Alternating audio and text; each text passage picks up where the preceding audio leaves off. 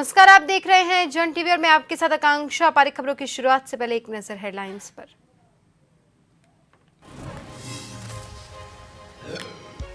चंपावत के अमोड़ी में रक्षाबंधन पर कार्यक्रम सीएम धामी ने की शिरकत। बहनों ने बांधी राखी। स्वयं सहायता समूहों और स्थानीय महिलाओं ने कलाई पर बांधी राखी।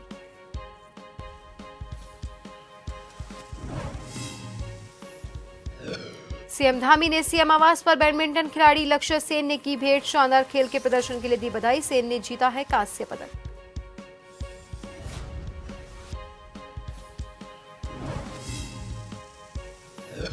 देहरादून में पंजाब की किशोरी के साथ बस में सामूहिक दुष्कर्म। पुलिस ने 5 आरोपियों को किया गिरफ्तार। बहला फुसलाकर दिल्ली से ले गए थे देहरादून। कांग्रेस ने कसा तंज।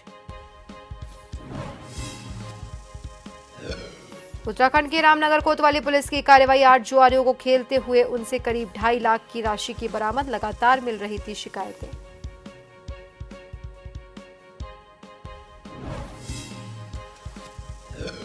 और बद्रीनाथ धाम में अब तक 9,60,000 तीर्थयात्रियों ने किए दर्शन। मौसम साफ होने के बाद फिर गूंजने लगे जयकारे। यात्रियों में हो सकता है इजाफा।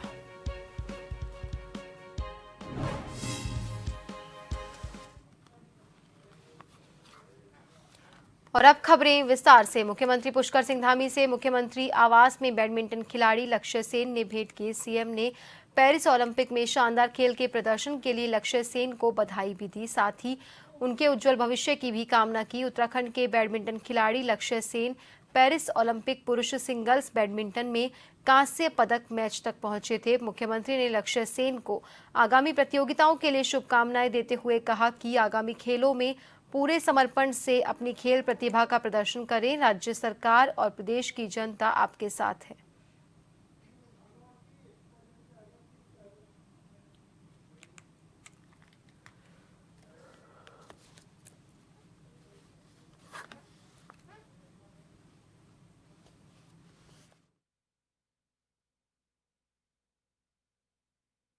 उत्तराखंड सचिवालय देहरादून में मुख्यमंत्री पुष्कर सिंह धामी ने 4 धाम से आए तीर्थ पुरोहितों, पदाधिकारियों, hotel association, tour operators, transport और व्यापार मंडल के पदाधिकारियों के साथ बैठक की। इस मौके पर 4 धाम यात्रा के सकुशल संचालन, श्रद्धालुओं के लिए सुरक्षित और सुगम यात्रा, स्थानीय लोगों की आजीविका के संबंधित विषयों पर चर्चा हुई। मुख्यमंत्री ने कहा कि सितंबर माह के प्रथम सप्ताह से कपाट बंद होने तक 4 धाम यात्रा के लिए ऑनलाइन की व्यवस्था पूर्व की भांति चलती रहेगी। वहीं इस मौके पर 4 धाम यात्रा से जुड़े विभिन्न स्टेक होल्डर्स ने अपने सुझाव दिए। 4 धाम यात्रा से जुड़े सभी हितधारकों ने इस बैठक के लिए मुख्यमंत्री का आभार व्यक्त किया।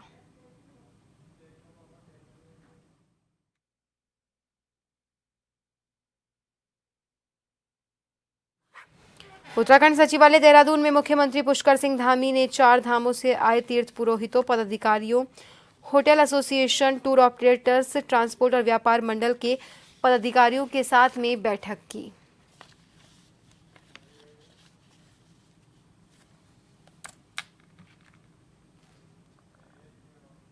केंद्र सरकार अब सभी राज्यों में कानून व्यवस्था की निगरानी खुद से करेगी। इसके लिए गृह मंत्रालय ने शनिवार को एक आदेश जारी किया, जिसमें कहा गया कि सभी राज्यों को हर 2 घंटे पर कानून व्यवस्था की जानकारी केंद्र को देनी होगी। गृह मंत्रालय कंट्रोल रूम ऑफिसर मोहन चंद्र पंडित ने सभी राज्यों के डीजीपी को ऑर्डर जारी किया है। इसमें लिखा है कि गृह मंत्रालय ने पश्चिम बंगाल के आरजीकर मेडिकल कॉलेज और अस्पताल में ट्रेनी डॉक्टर से रेप हत्या के बाद राज्यों में कानून व्यवस्था की निगरानी करने की इच्छा जताई है और इसीलिए सभी राज्य अब से हर 2 घंटे की सिचुएशन रिपोर्ट गृह मंत्रालय कंट्रोल रूम को फैक्स, ईमेल या व्हाट्सएप के जरिए भेजेंगे।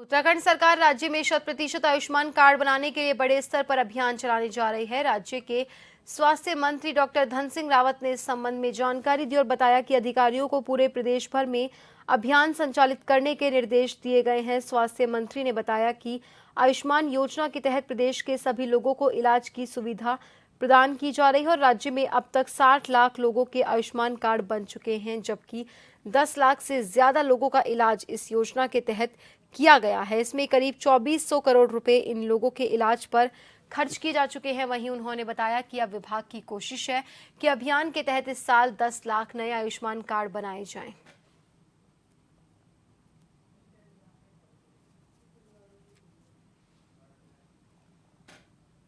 प्रधानमंत्री जी का और मुख्यमंत्री जी का धन्यवाद देना चाहता हूं कि हमारे प्रदेश में आयुष्मान योजना सबके लिए है और अभी तक हमारे प्रदेश में लगभग 60 लाख लोगों के कार्ड बन चुके हैं।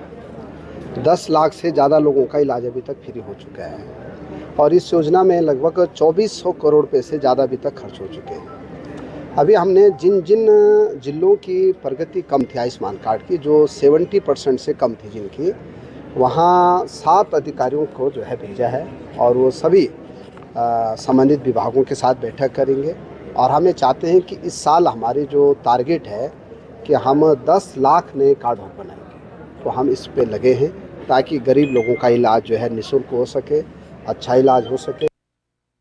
देहरादून में पंजाब के किशोरी से बस में सामूहिक दुष्कर्म का मामला सामने आया है। वहीं जब चाइल्ड वेलफेयर कमेटी की टीम ने आईएसबीटी से किशोरी को रेस्क्यू किया तो घटना का खुलासा हुआ।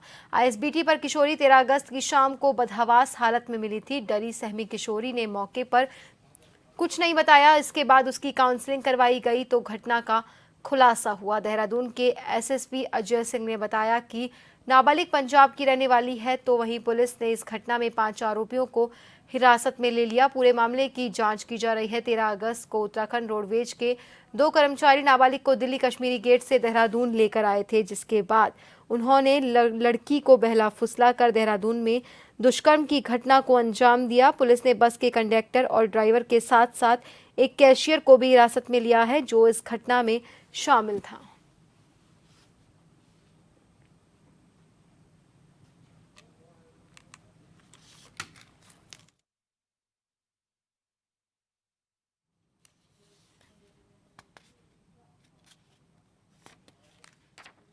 में 2 तो ये माजरा पटेल नगर में रहते हैं, बाकी एक का घर बुग्गावाला साइड में है और भगवानपुर के बीच में गांव है। तो ऑलमोस्ट ये भगवानपुर, बुग्गावाला, माजरा और यहीं के रहने वाले लोग हैं। हाँ, 2 इसमें बताए, इसमें बस के ड्राइवर है और इसमें कंडक्टर है और उसमें एक क्लीनर है और इसके अलावा एक कैशियर है। नेचुरली अब हिरासत में ले लिया, उनसे पूछताछ करके अब फॉर्मल जो गिरफ्तारी हमारा प्रोसेस है वो कर दिया। मेडिकल रिपोर्ट में क्या रहा है अब तक जो मेडिकल? देखिए, अभी इसको जो मेडिकल रिपोर्ट जो रात को हमने जो पहले इन्होंने जो नॉर्मल मेडिकल कराया था, चूंकि लड़की द्वारा कहीं कोई बात ऐसी नहीं बताई गई थी, तो जो CWC में जब जाते हैं, बाल निकेतन में जाते हैं, तो नॉर्मल मेडिकल होता है। अगर कोई बात बताता है उसके साथ कोई ऐसी गलत चीज़ हुई है तो उसके हिसाब से मेडिकल इंटरनल एग्जामिनेशन होता है। तो नॉर्मल मेडिकल हुआ था, वो नॉर्मल था।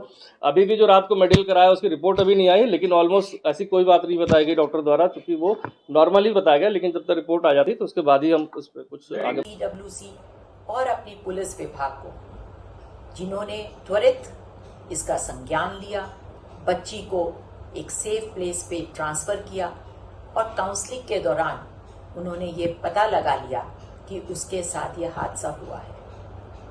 मैं इस मामले में अपने सहयोगी जो उत्तर प्रदेश के हैं, क्योंकि ये बच्ची शायद आगरा की है, तो उनसे भी मैं इस बारे में अभी चर्चा करूंगी कि क्यों और किन हालात में परिवार ने उसको ऐसे एक बस में बिठा के निकाल दिया। पंजाब की नाबालिग लड़की के साथ देहरादून में आईएसबीटी में सामूहिक दुष्कर्म के मामले में कांग्रेस ने तीखी प्रतिक्रिया दी है, तो वहीं कांग्रेस उपाध्यक्ष सूर्यकांत धस्माना का कहना है कि राजधानी देहरादून रेप कैपिटल बनती जा रही है। बहादुराबाद, रुद्रपुर, अंकिता भंडारी हत्याकांड, तमाम ऐसी घटनाएं हैं। उत्तराखंड में महिलाओं के खिलाफ आपराधिक मामले लगातार बढ़ते जा रहे हैं। प्रदेश सरकार सोई हुई है और राज्य में कानून व्यवस्था पूरी तरह से चौपट है। कानून इस मामले को लेकर सड़क से लेकर सदन तक जोर शोर से आवाज उठाएगी।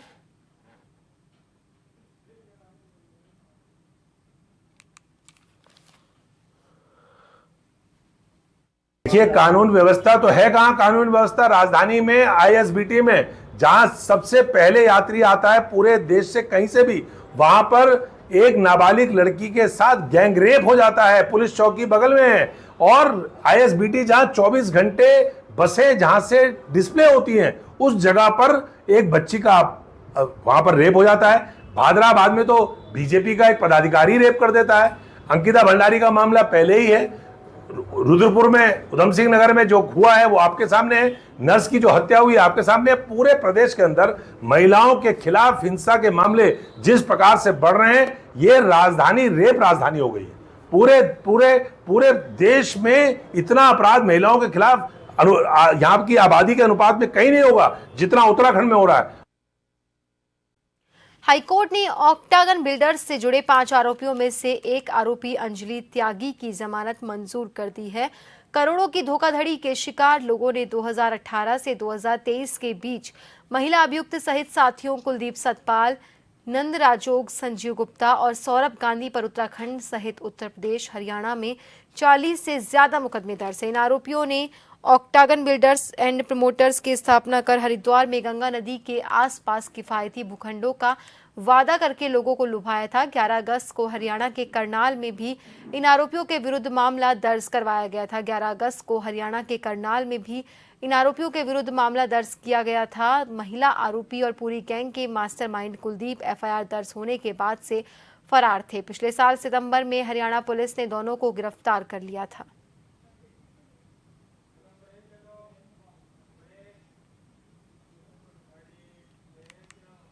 और खबरों में रुकेंगे एक छोटे से ब्रेक के लिए।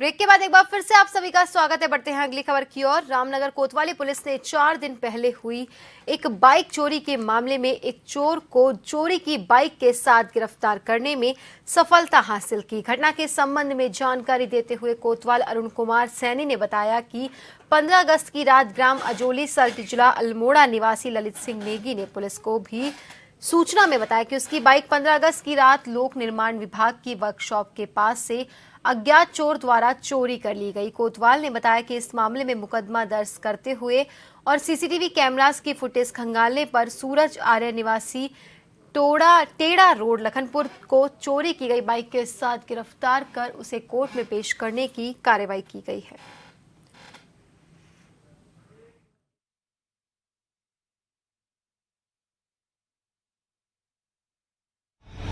देखिए, लखनपुर निवासी ललित नेगी ने एक तहरीर दी थी कि 15 तारीख को उसके घर के सामने से एक बाइक चोरी हो गई थी।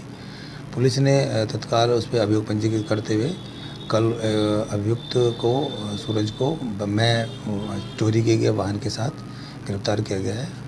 अभियुक्त को माननीय न्यायालय पेश किया जा रहा है।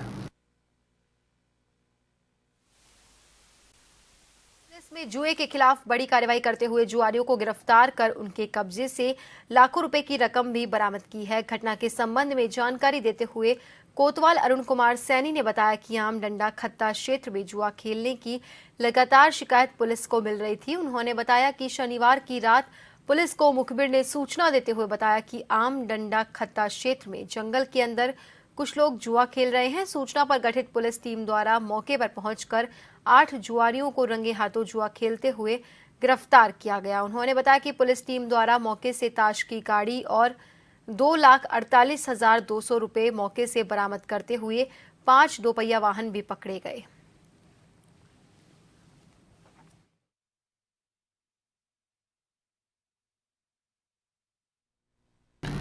देखिए, काफ़ी समय से आमडंडा मलखत्ते में जुए की शिकायत मिल रही थी।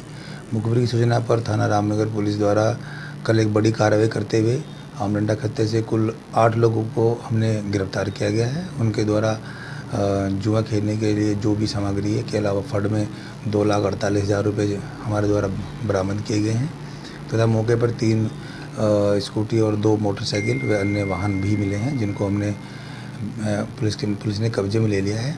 और इस संबंध में अभियोग पंजीकृत किया गया है। रामनगर कोतवाली पुलिस ने जुए के खिलाफ बड़ी कार्रवाई करते हुए 2.5 लाख रुपए की नकदी बरामद करते हुए 8 जुआरियों को गिरफ्तार किया है। घटना के संबंध में जानकारी देते हुए रामनगर के कोतवाल अरुण कुमार सैनी ने बताया कि बीते दिवस मुखबिर द्वारा सूचना दी गई कि आमडंडा खत्ता में जुआ चल रहा है और उन्होंने बताया कि इस क्षेत्र में जुए की लंबे समय से शिकायत मिल रही थी। उन्होंने बताया कि मुखबिर की सूचना के बाद मौके पर पहुंची पुलिस टीम ने घेराबंदी करते हुए 8 जुआरियों को जहां एक और मौके से गिरफ्तार किया तो वहीं 5 दो पहिया वाहनों को भी हिरासत में लिया गया। उन्होंने बताया कि जो 8 जुआरी पकड़े गए उनके कब्जे से ताश की गड्डियों के अलावा 2,48,200 रुपये की नकदी भी बरामद की गई है। कोतवाल ने बताया कि सभी जुआरियों के खिलाफ 13 जुआ एक्ट के तहत मुकदमा दर्ज कर आरोपियों को कोर्ट में पेश करने की कार्रवाई की जा रही है। वहीं उन्होंने बताया कि इस मामले में कुछ जुआरी फरार हुए हैं जिनकी पहचान करने के साथ उनके खिलाफ भी उन्होंने कहा कि शीघ्र कार्रवाई। रामनगर से राजीव अग्रवाल के साथ कैमरामैन बंटे अरोड़ा, जन टीवी। भू बैकुंठ नगरी बद्रीनाथ धाम में अब तक 9,60,000 तीर्थयात्री भगवान बद्री विशाल जी के धाम के दर्शन प्राप्त कर चुके हैं। बता दें आजकल बद्रीनाथ धाम में एक बार फिर से तीर्थयात्रियों की संख्या में बढ़ोतरी होने लग गई है। जानकारी के मुताबिक अब पहाड़ों में मौसम साफ हो चला है, चटक धूप खिल चुकी है। बद्रीनाथ नेशनल हाईवे पूरी तरह से सुचारू है, जिसको लेकर अब धीरे धीरे तीर्थयात्री बद्रीनाथ धाम के लिए हर दिन सैकड़ों हजार की तादाद में पहुंच रहे हैं। अनुमान के मुताबिक एक बार फिर से बद्रीनाथ धाम में रिकॉर्ड तोड़ यात्री पहुंच सकते हैं, जिसकी तैयारियों में लगातार मंदिर समिति लगी हुई है। बता दें पिछले दिनों मानसून की बरसात के चलते तीर्थयात्रियों की संख्या में काफी कमी आ चुकी थी। बस गिने चुने तीर्थयात्री बद्रीनाथ धाम में पहुंच रहे थे। जैसे ही पहाड़ों में मौसम साफ हुआ, ऐसे में एक बार फिर से बद्रीनाथ धाम में जय बद्री विशाल जी के जयकारे गूंजने लग गए हैं।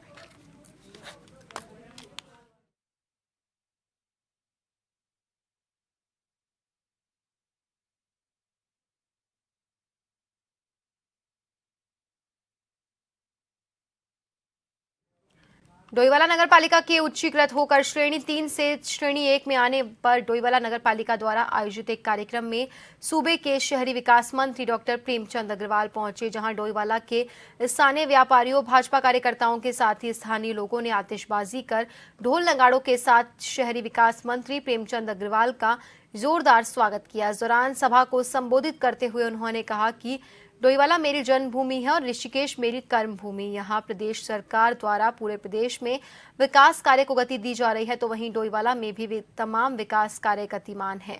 नगरपालिका के श्रेणी 3 से श्रेणी 1 में उच्चीकृत होने से विकास कार्यों को और ज्यादा गति मिलेगी।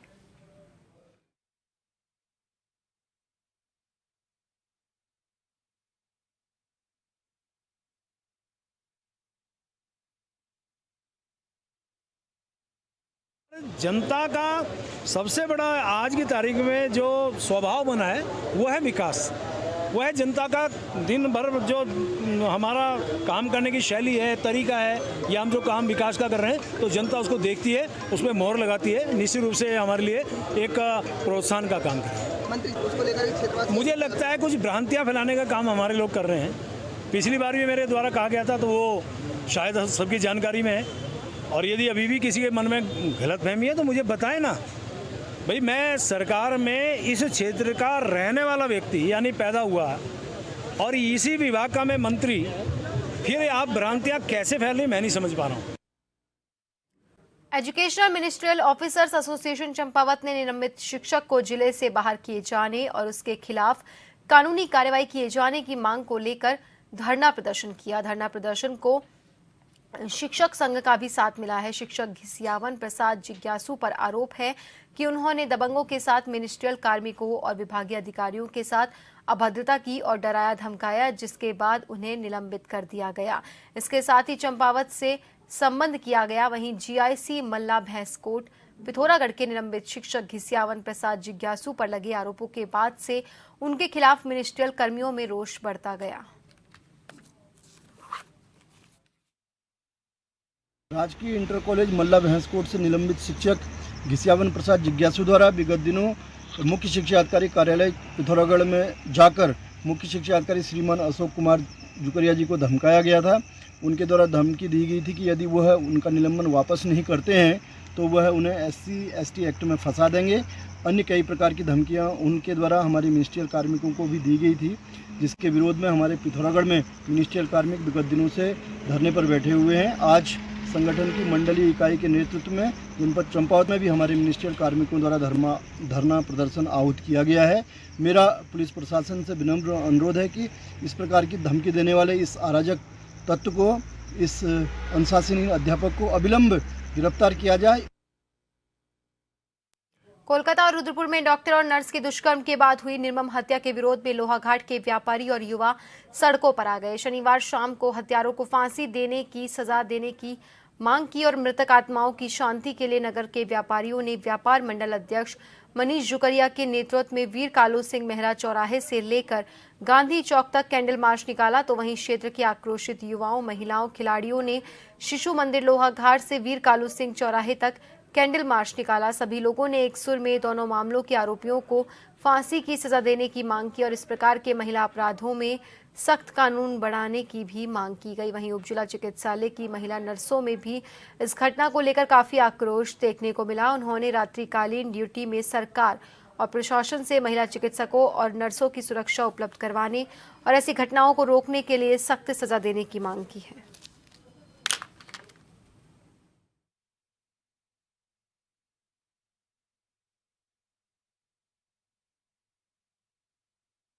विभत्स घटनाएं हमारे देश में निरंतर बढ़ते जा रही हैं।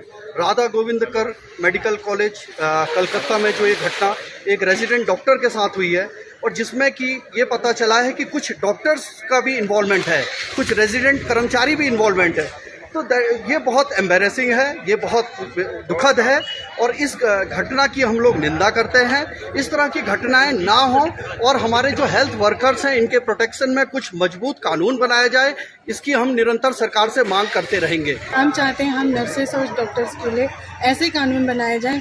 रात को हम ड्यूटी करते हैं, दिन में हम ड्यूटी करते हैं, रात में हमारे साथ कोई भी नहीं होता। हमारी सुरक्षा के कड़े इंतजाम किए जाए और जो भी ये दोषी हैं उनको तुरंत पकड़ के फांसी उचित उनको दंडित किया जाए। की जनता बिल्कुल स्तब्ध है ये घटना सुनने के बाद और मेरे साथ लोहाघाट की जनता के साथ साथ हमारा एक बंगाली समुदाय भी यहाँ जो काम करता है वो भी अपने स्टेट में जो ये घटना हुई है उससे बहुत ही आक्रोशित है। और मेरा खासकर स्टेट गवर्नमेंट कोलकाता की उनकी जो सरकार है जो स्टेट रन कर रही है उससे है खासकर एक मतलब एक गुस्सा है मेरे अंदर की वो जो सिस्टम है उसको सही से नहीं कर रही है। जिस प्रकार तबादले किए गए हैं वहाँ और जिस प्रकार उन्हें बचाने की कोशिश की जा रही है वो बहुत ही गलत और निंदनीय है। और फिलहाल के लिए बुलेटिन में इतना ही। बने रहिए जन टीवी के साथ। नमस्कार।